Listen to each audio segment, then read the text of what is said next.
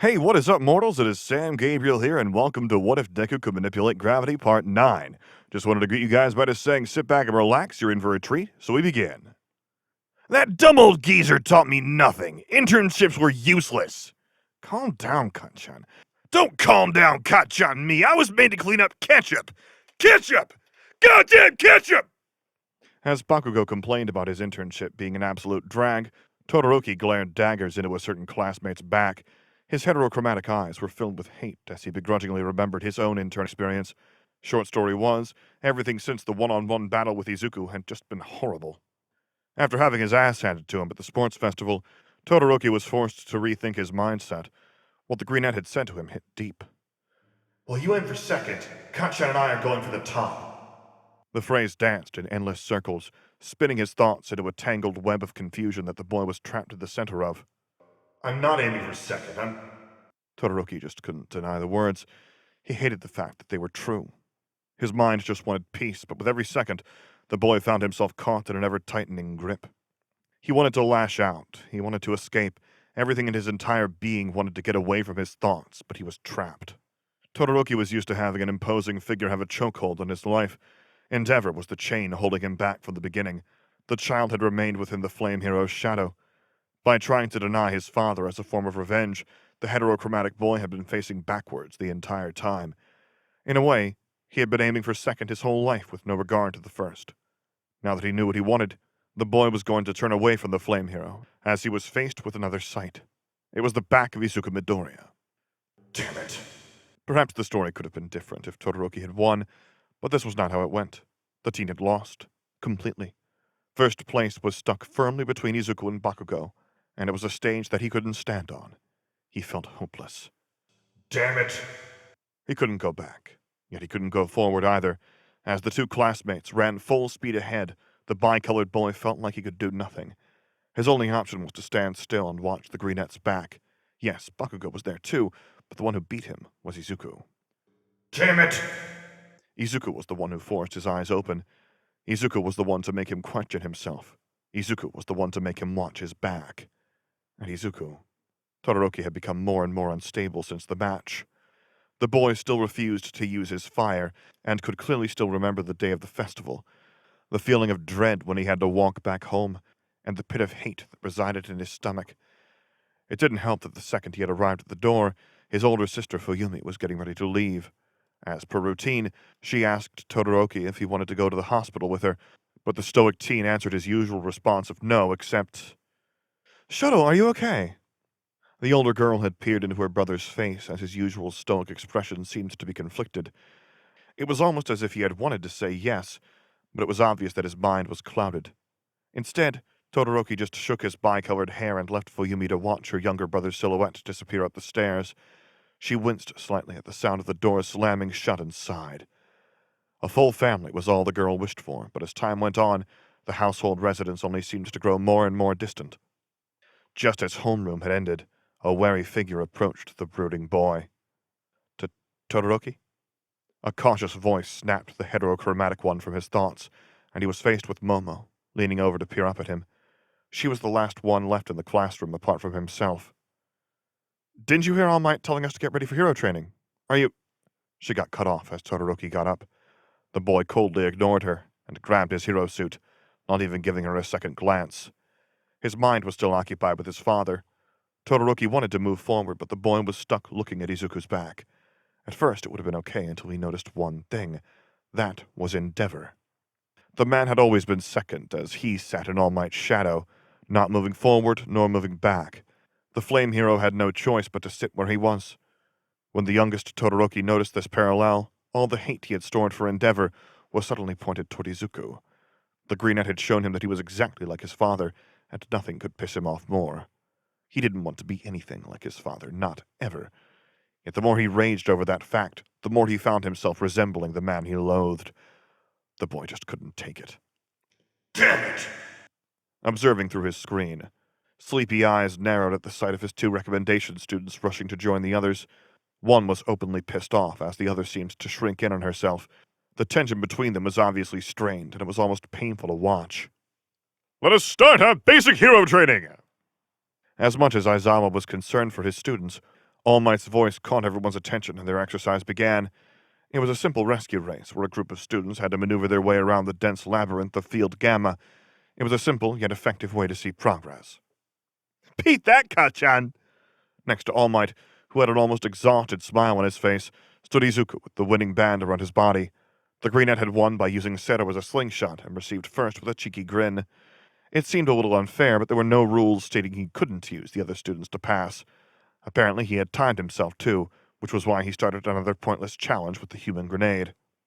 Most students had decent progress, and the homeroom teacher was currently making a chart. Final exams were coming up, and Nezuko decided to change the practical aspect. It was quite the hassle, and the new exercise seemed a little extreme, but with what the league could do, Aizawa also wanted his students to be fully prepared. It's earlier than I expected, but we only have 17 students. As Bakugo complained loudly about not beating Izuku's time, the teacher dialed the principal's number to confirm a thought he had. The ringtone echoed in his ear while tired eyes watched his other students. They seemed to be doing well, especially Ida, who had a brighter look on his face than before. Izuku seemed to have the same effect, although it was a little harder to tell as the boy was almost constantly smiling. Yes, Nezu speaking. Right, so I want your opinion for the partners I assigned. The friend group were walking for lunch when All Might intercepted them. Young Bakugo, young Midoriya. The hero had decided that the final decision on who to pass one for all to would be in 3 months' time.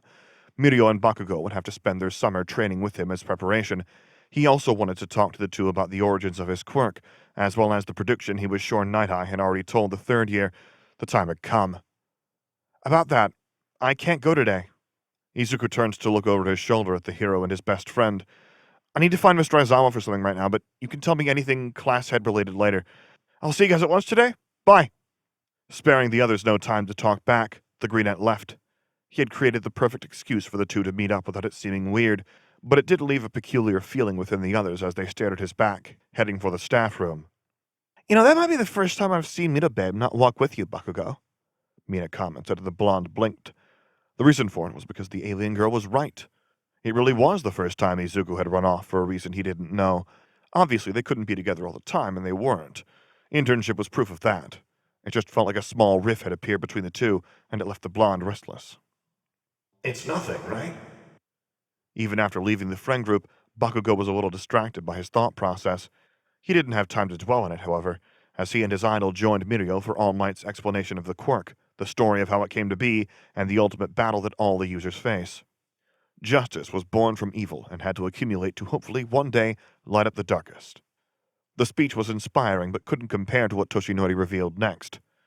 All Might is dying? Kachan? What? Bakugo snapped out of his thoughts as he found himself sitting at the lunch table. Izuku had gently punched his shoulder as the rest looked a little concerned. You okay, man? You look kind of pale.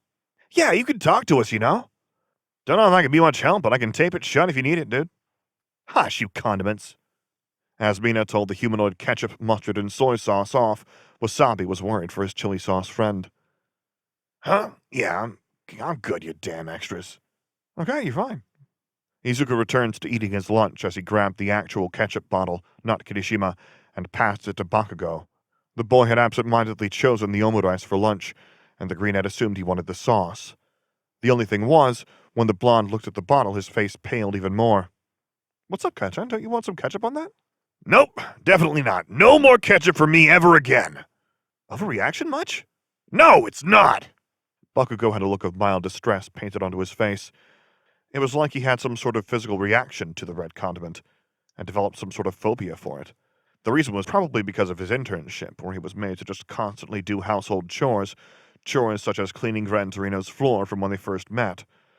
The blonde had honestly thought the old hero died when he first walked in, and was originally relieved to see the man alive. Now, not so much. The incident was going to be brushed off when the senior told him to clean the mess. What? We're not going to fight? Who are you again? I am Katsuki Bakugo! Who? Ah! The blonde's body, although it was strong as it was, had its muscles built up mostly on his upper half. This was no surprise because Bakugo had to withstand the ricochet of his own explosions, but to use one for all, he needed a more even physique. And a better attitude. Where did Toshinori find this kid? For training, the blonde was made to spar for 20 minutes every morning against the hero, and when they were done, had to go along with Gran Torino's whims for the rest of the day. The whims usually consisted of buying takoyaki and cleaning the now hated condiment. Never again. No more ketchup. The month preparing for final exams flew by, and before anyone had time to register what had happened, they were getting ready for the written exams. Let's bet who gets higher again. You're on. Get ready to lose again, Kachan. I'll beat you this time, Planetoid. It's Gravitoid! How do they argue all the time and still get high scores? Denki complained as Mina and Kirishima nodded. In the midterms, Izuku had gotten third while the grenade got fourth. It was odd since Bakugo was seen studying more with Kirishima while the grenade just disappeared somewhere. I hope I helped. Momo shyly looked down at her feet as Jiro patted her on the back. The taller girl had basically no confidence in herself, but she wasn't in despair because her classmates kept telling her that she was amazing. As a result, a smile appeared on her face as she wished the people she studied with good luck for the next 3 days. Thanks so much for all your help. I didn't leave anything blank, at least. With the sound of 2 relieved students cheering in his ear, Aizawa was already walking out of the classroom. The students were given a day's break since the written portion was over, and when the practical part was about to start, the tired man had to go pick up the principal. Does he see me as a mode of transport? To answer your question, no. Your scarf is just very comfortable. I'd rather you not read my mind, sir. Whatever do you mean? I simply took all the possible thoughts you could have had just now to make that expression, and concluded an answer. The way Nezu's mind was not something Aizawa could, or could be bothered to, understand, which was why the homeroom teacher just sighed and waited for the students to arrive. They were at the central plaza, along with other staff members, as the class got there. Now we'll begin the practical assessment. Robots, here we come! Not so fast! Denki's cheer was interrupted as Aizawa got smacked in the face by their headmaster popping out of his hiding spot. He just stood there unamused as the principal climbed down his body like it was a tree, using the capture scarf like a vine. The small creature then announced that the exam was to pair up and beat a teacher. Against a teacher? Yes. Aizawa interrupted Uraraka as he told the kids that the pairs had already been decided. They had 30 minutes to either cuff their target teacher or for at least one to escape through the ground gates. The only advantage that the students got was that the heroes were made to wear ultra-compressed weights. They were designed to add half the teacher's weight onto themselves. Wait, so we don't get to fight you at full strength? All Might shook his head with a laugh as the blonde student wore an angry expression. Are you underestimating us? Kachan, calm down. We just gotta beat All Might to show him that he has to fight at full strength next time, okay? Bakugo liked that idea and nodded as the rest just stared at the two. You guys aren't running? I mean, you do realize you're against the All Might, right? Izuku turns to Denki with his head tilted in confusion. Yeah, and? When does anyone have the chance to say they fought All Might for training? How can we not be excited? The human grenade grinned in agreement. They didn't even have to speak to know what the other was thinking, and a plan was not needed. It was simply to fight with their all, and only if that didn't work would they run. If it's not your turn, then I suggest you talk tactics in the waiting room. Seto, come with me. Your pair is already in the observatory room. Kirishima, Sato, you're up. That's all. Many students dispersed to strategize as the tape dispenser followed their homeroom teacher.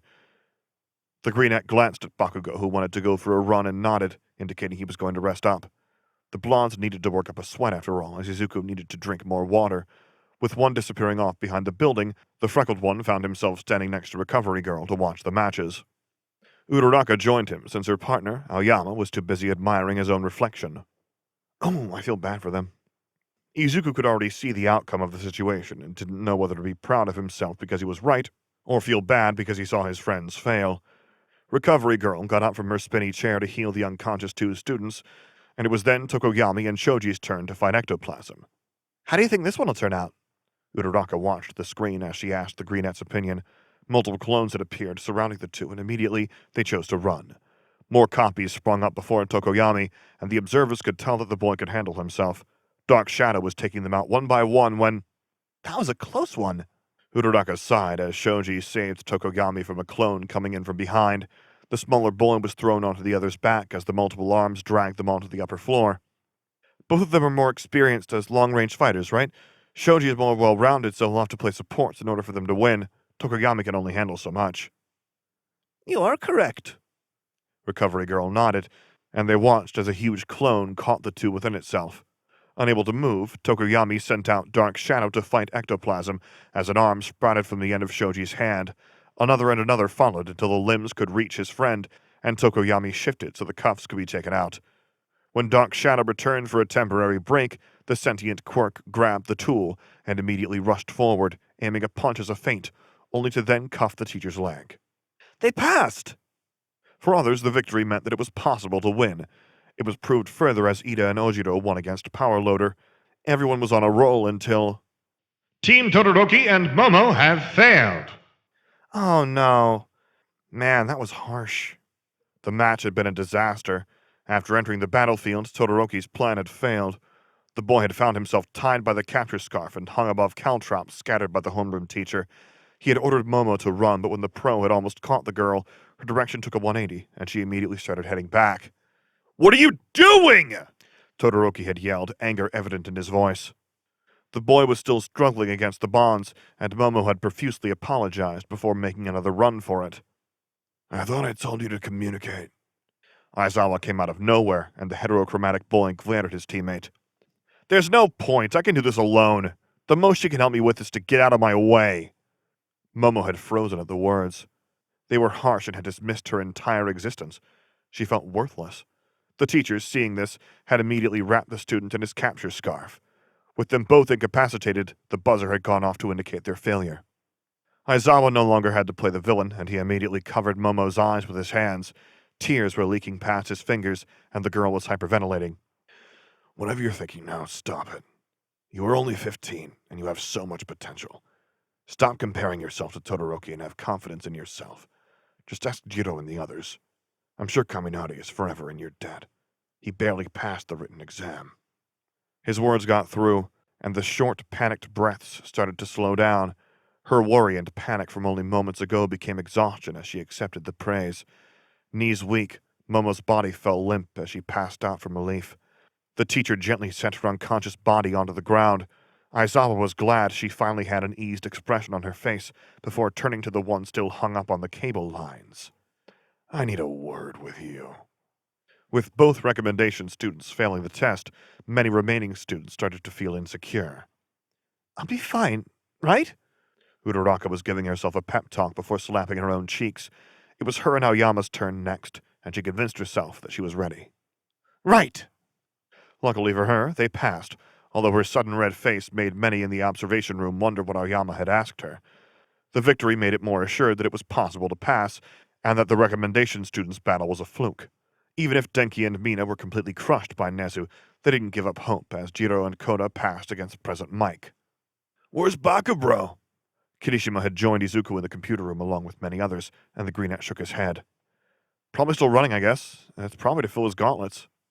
They chattered as Jiro's ear was healed by Recovery Girl, and it was time for the next team. Oh yeah, did you guys find out who Sero was with? Considering their class had an odd number, Sero was the one chosen to be paired with someone else, and the others hadn't seen who it was. Sure. We'll see now, I guess.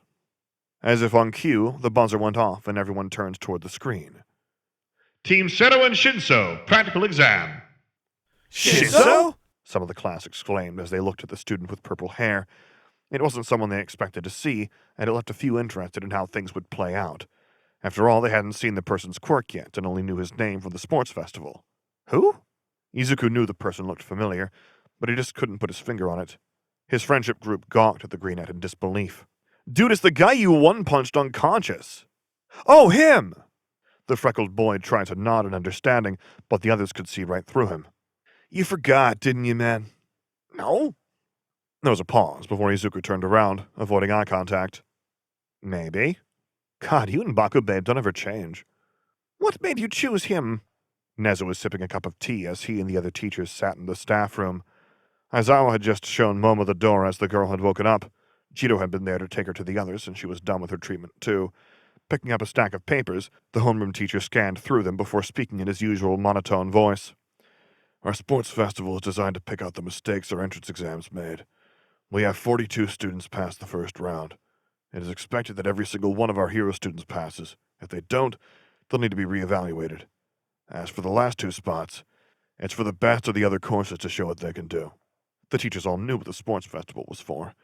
What some wanted to know was why Shinso was there, when 3 other general education students had passed too. He was the only one to pass the cavalry battle. I understand that many Hero Corps students didn't pass either, but that just meant he's above them in a certain aspect. In this case, it would be a strategy. The exam for general education students to move up didn't usually happen until later in the year, but there was space in Aizawa's class. Since time was short, the boy could only get 1 support item made, and he had chosen some sort of black mask.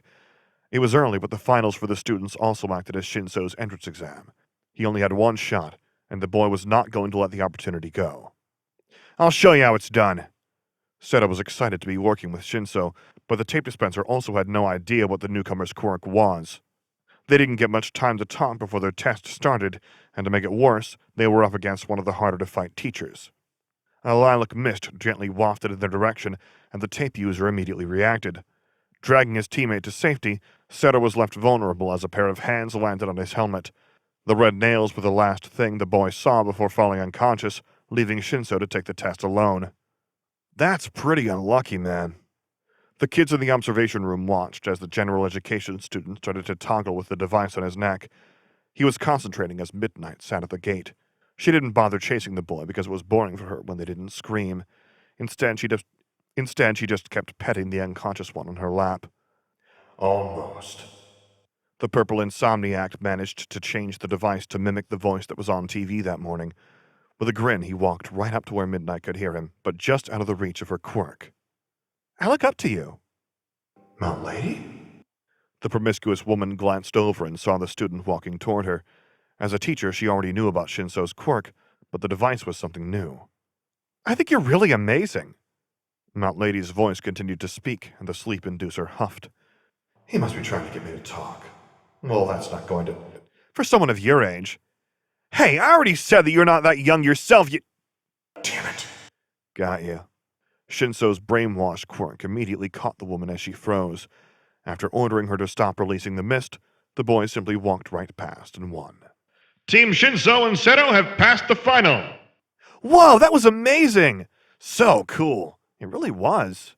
Who knew your opponent was so badass, right, Midoriya? The greenette was already gone, and the class turned back toward the screen. It was time for the last exam.